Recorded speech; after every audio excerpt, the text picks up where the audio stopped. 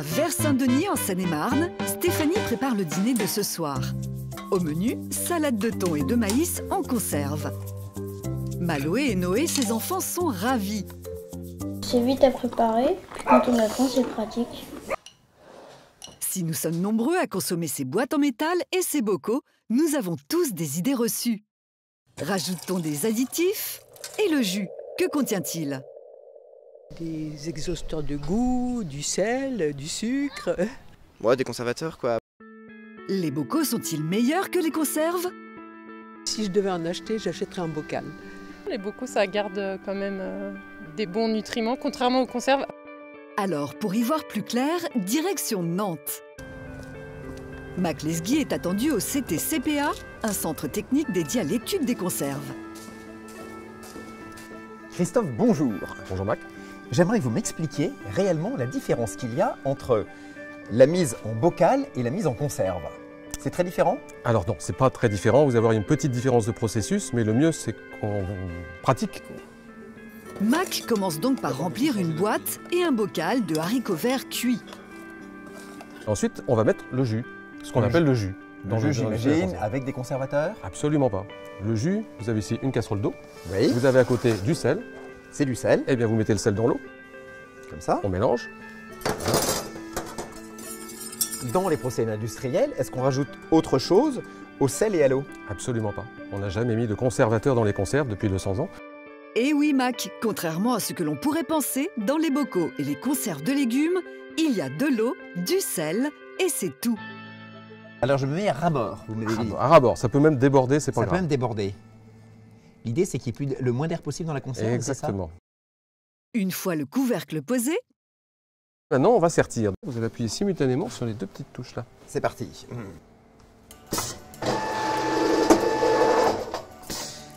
Ça y est. En fait, les deux molettes ont replié l'acier du couvercle sur le bord de la boîte, c'est ça? Absolument. Alors, pour le bocal, j'imagine, maintenant, je vais fermer, visser. Ah, pas du tout, Mac. Là, on va se diriger vers une machine spéciale qui est une capsuleuse vapeur. c'est là l'unique différence entre un bocal et une conserve. Regardez, Le couvercle, il va se faire aspirer par un aimant. Il y a un ici. aimant, voilà, Très c'est bien, fait. parfait. C'est chaud. C'est chaud, il y a de la vapeur qui sort, donc il faut faire attention.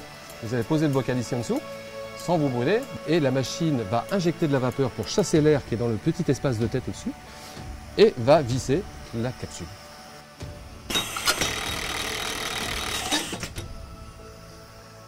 On ressort. Parfait. en quelques secondes, le bocal est lui aussi scellé. Alors on met de la vapeur d'eau pour chasser l'air, et donc la vapeur d'eau en refroidissant elle prend moins de place que la vapeur chaude, Oui. et donc on va créer une dépression. Et donc ça va bloquer. Et donc, ça bloque le couvercle, ça aspire en Ça quelque va sorte améliorer le les couvercle vers le bocal. D'où le fameux plop qu'on entend à l'ouverture. C'est le bruit de l'air qui rentre soudainement. Passons maintenant à l'étape essentielle, la stérilisation. C'est elle qui permet aux bocaux et aux conserves de se conserver si longtemps. Dans cette cocotte minute géante, appelée autoclave, nos conserves vont être chauffées à 125 degrés pendant 5 minutes. Donc là, toutes les bactéries qui étaient à l'intérieur sont mortes. Tout à fait, c'est un produit stérile. Conserves et bocales vont se conserver pendant combien de temps? Alors aujourd'hui, les dates de durabilité minimale, ce qui s'appelle les DDM, est de 3 ans. Ceci étant, si vous l'ouvrez à 4 ans, ça va se conserver quand même. Il n'y aura pas de danger pour le consommateur. Le goût peut varier avec le temps, mais les bactéries, elles, ne pourront pas se développer. Conserve en métal ou bocaux en verre, la durée de conservation reste la même. Du point de vue sanitaire, il n'y a pas de différence entre ces deux conditionnements. Ça ne vous embête pas, c'est un peu mes conserves, donc je vais repartir avec. Merci Christophe. Cadeau. Au revoir. S'il n'y a donc aucun conservateur dans nos conserves de légumes, qu'en est-il de leur qualité nutritionnelle comparée à des légumes frais? Pour le savoir, direction le campus universitaire Unilassal à Beauvais, où nous attend Stéphanie Regnault, chercheuse en biochimie analytique et nutrition. Intéressons-nous à la vitamine C. Notre spécialiste a analysé des haricots fraîchement cueillis qu'elle a cuits. Résultat, ils contiennent plus de vitamine C que ceux de nos conserves. car la stérilisation entraîne une perte plus importante qu'une simple cuisson à l'eau. Mais attention, les haricots frais que nous achetons au supermarché séjournent plusieurs jours sur les étals. Et ça change tout. Ce qui est très important, c'est le temps entre la récolte et la cuisson, la transformation du légume. Au bout de quelques jours, de 5 jours, 6 jours, 7 jours, la perte de vitamine C peut être aussi importante finalement que celle due à un traitement thermique sévère. En clair, si vos haricots ont été cueillis il y a plusieurs jours, mieux vaut parfois consommer des bocaux et des conserves. Et pour optimiser leur apport en vitamine C, ne jetez pas le jus quand vous les réchauffez. Un conseil qu'on pourrait donner, c'est effectivement consommer le jus de cuisson en même temps que les légumes. On a obtenu une quantité de vitamine C dans le jus qui est identique à celle que l'on a trouvée dans les haricots verts. Les rincer n'a d'intérêt que si votre santé vous empêche de consommer du sel. Outre la vitamine C, ces légumes en boîte ont aussi d'autres atouts. Explication d'Alexandra Dalu, nutritionniste. Les conserves, c'est une très bonne idée au niveau de la nutrition. Il y a des fibres, il y a des vitamines, des antioxydants, il y a des oligo-éléments également. Ce sera toujours mieux que de la fast-food. Et puis quand on a le temps, on se fait un produit plus frais. Manger doit certes nous apporter un maximum de nutriments. Mais cela doit aussi être un plaisir pour notre palais. Texture, goût, les légumes frais en boîte ou en bocaux sont-ils si différents? Pour le savoir, nous faisons appel à 3 volontaires. Mona, Martin et Hugo. Devant eux, des haricots frais en bocal et en boîte. Vont-ils d'abord les reconnaître d'après leur texture? Ouais, ça c'est sûr que c'est frais. Nos 3 cobayes ont tous reconnu les haricots frais. Mais seuls 2 sur 3 ont su différencier les bocaux des conserves. Retour à Unilassal pour comprendre pourquoi. Cette mini-guillotine, appelée texturomètre, permet de mesurer la fermeté des aliments.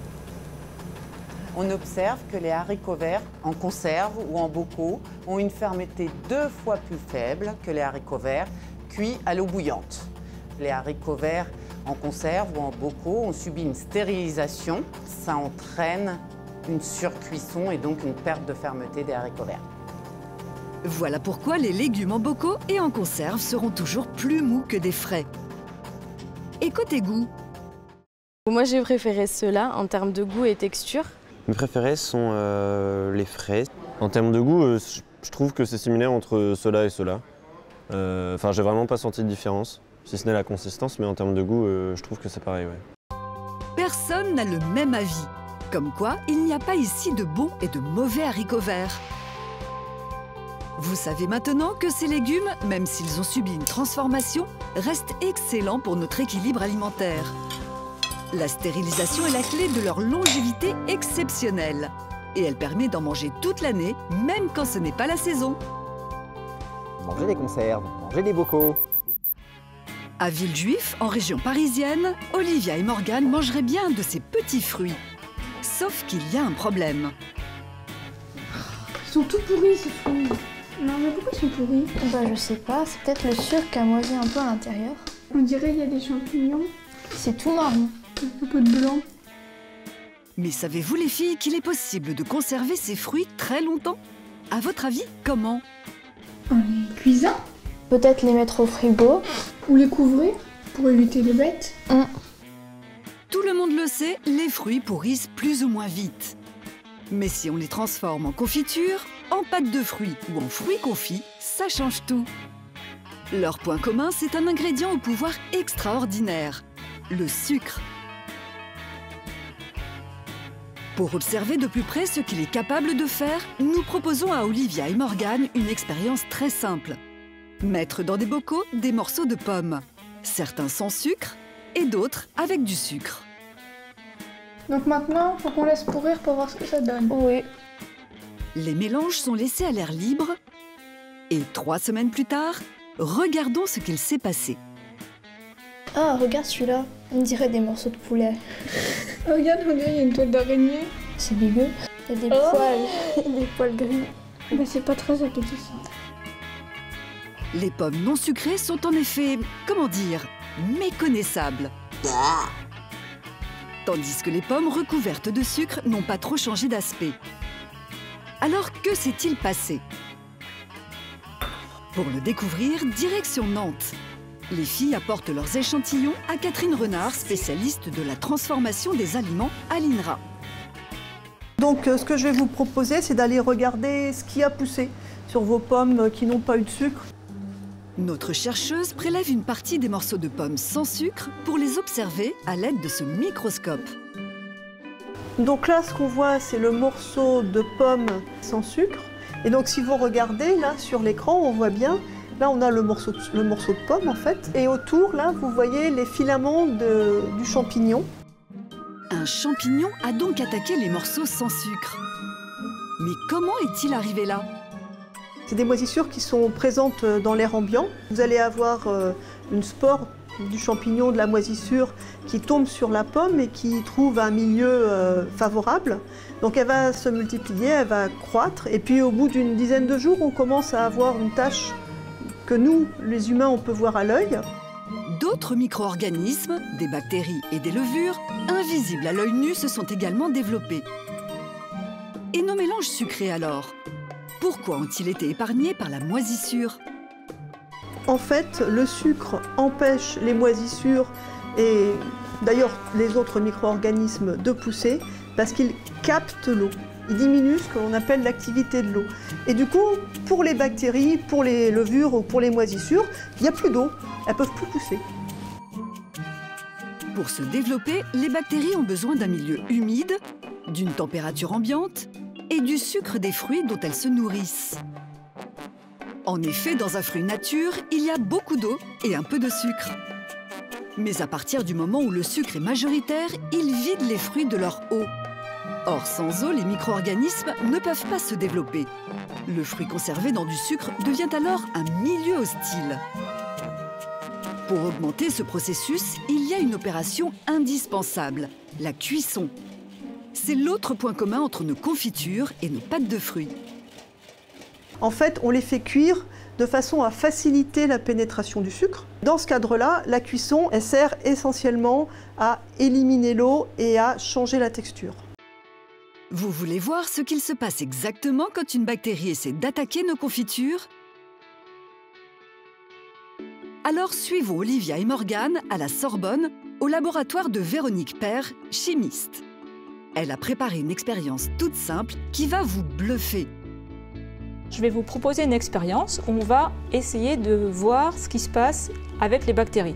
Je vais remplir cette membrane avec de l'eau dans laquelle j'ai mis du colorant. Cette membrane, elle va représenter une bactérie. Une bactérie, c'est composé d'une membrane qui est l'enveloppe de la bactérie. Et puis à l'intérieur, il y a de l'eau et puis des petites douces molécules. Regardez, voici une maquette géante d'une bactérie avec sa membrane très fine.